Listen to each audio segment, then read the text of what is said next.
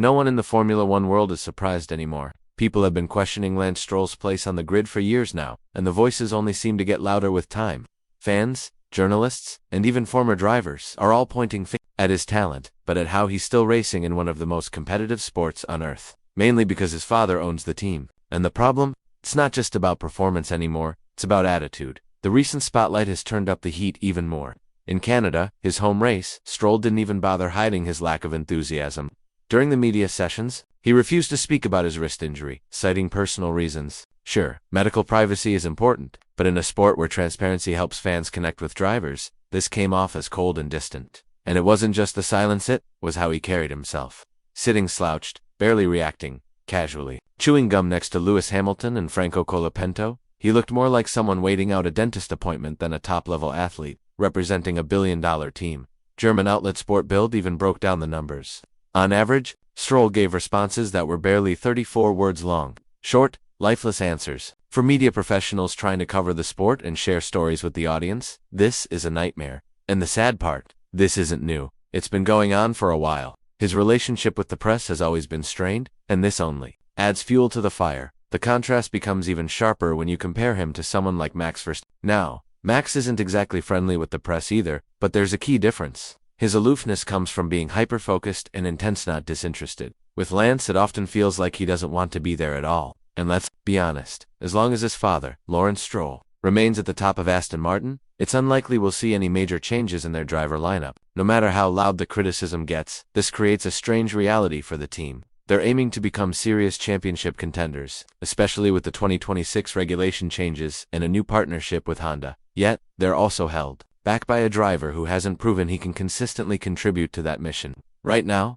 all hopes rest on Fernando Alonso's shoulders. At 43 years old, the two-time world champion is still performing like someone 10 years younger. But even Alonso, with all his experience and talent, can't carry the team alone, especially when his teammate is nowhere near the pace. Former F1 driver Timo Glock didn't hold back when sharing his views. If it were up to him, Lance wouldn't be anywhere near the car come 2026, Glock pointed out. Stroll's poor record in qualifying, and how he rarely beats his teammates in direct comparisons. Sure, there are occasional weekends where Lance shows glimpses of catching up to Alonso, but over a full season, the gap is too big to ignore. Consistency is key in Formula One, and right now, Lance doesn't have it. Timo Glock wasn't just speaking emotionally, he backed his opinion with numbers and observations. Over the years, Lance has been part of the grid long enough to develop, yet he still hasn't reached a level where he can be relied upon to deliver under pressure. The occasional good weekend doesn't erase the bigger picture. Too many off days. Not enough growth. And this is where the frustration begins to boil, not just within the fan base, but inside the paddock, too. Even in moments where the car has potential, Lance seems to find ways to fall short. A perfect example was the Spanish Grand Prix. Failing to get out of Q2, he trailed Alonso by over half a second. What made matters worse wasn't just the performance, it was how he handled it. Stroll smashed parts of the garage in frustration, a scene that felt all too familiar. Just like in Qatar 2023, when he didn't make it out of Q1 and ended up pushing his physio while storming out. This isn't the behavior of someone under pressure, it's the outburst of someone who knows the consequences won't follow. That's the real issue. He's in a comfort zone, protected, safe, and that bubble around him has allowed habits to form that would never fly with other drivers. When your father owns the team, there's no fear of losing your seat. It changes how you compete, how you respond to bad results, and how you handle accountability. This isn't just hurting Lance, it's holding the entire team back. Even after the race in Montreal, Lance was already sounding unsure about his 2025 performance outlook. In his own words, he didn't think he would be fast next year. That kind of mindset spreads, while Alonso remained upbeat and proud of his points finish. Stroll's energy suggested someone who'd already given up before the next season even begins. When asked about his feelings toward the current car and future prospects, Lance didn't hold back. He said he couldn't sense any real change in the car's performance, and described it as consistently underwhelming. According to him, the issues are always the same predictable flaws that don't seem to improve. That's a pretty bleak outlook, coming from someone who's supposed to work with the engineers to push development forward. While Alonso was celebrating the upgrades, Stroll seemed detached, unsure, and disconnected from the progress being made. This kind of attitude can weigh heavily on a team. In Austria, the contrast was even more obvious. Alonso made it to Q3, competing with some of the strongest teams on the grid. Meanwhile, Stroll failed to get past Q1 again. These results make it clear who is carrying the load and who is falling behind. As upgrades continue to come in for 2025, the expectations rise, but it's hard to see how those goals will be reached when half of the garage isn't contributing equally. the frustration isn't limited to the fans or analysts. Inside Aston Martin, there's growing concern about the energy and commitment or lack thereof that Lance brings to the table. Despite having access to one of the best support systems in F1, from top-tier engineers to world-class facilities, he hasn't made the leap. Instead, he's often seen giving vague feedback and speaking to his race engineer in a tone more suited to casual gaming than high-level, motorsport.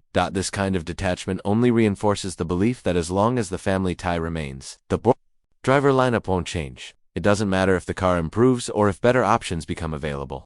That seat seems locked. But with 2026 fast approaching and massive investments on the line, the question remains, how long can Aston Martin afford to stay on this path? As we approach 2026, the pressure isn't just on the drivers, it's building across the entire organization. With Honda entering the picture and a significant reshaping of technical resources underway, Aston Martin isn't operating in isolation anymore. They now have serious stakeholders watching, with real expectations.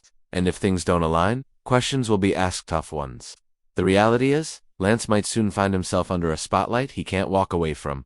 Lawrence Stroll has publicly insisted that as long as his project is running, his son will have a spot in the team. But that kind of loyalty comes at a price. The team risks missing out on results simply because one seat is untouchable. It's unfortunate because Lance had early flashes of potential. His rookie season with Williams saw him collect 40 points, and even a podium in Baku. But instead of building on that, the graph has pointed downward ever since. Now, with Aston Martin targeting top-tier talent, there's buzz around names like George Russell. If Mercedes makes changes, Russell could look elsewhere, and Aston might be a tempting offer. Especially with long-term plans tied to Honda, Red Bull's recent inconsistency could make Aston Martin seem like a more stable bet. But even in such a scenario, the belief is that Lance would remain, while Alonso might be pushed out due to age or contract strategy. And that's the biggest dilemma. Keeping a driver who doesn't push hard enough could undercut the team's goals. Some insiders believe Honda might step in and demand stronger driver input, while bringing someone like Tsunoda in might feel unlikely. The influence of a major engine partner shouldn't be underestimated. In the end,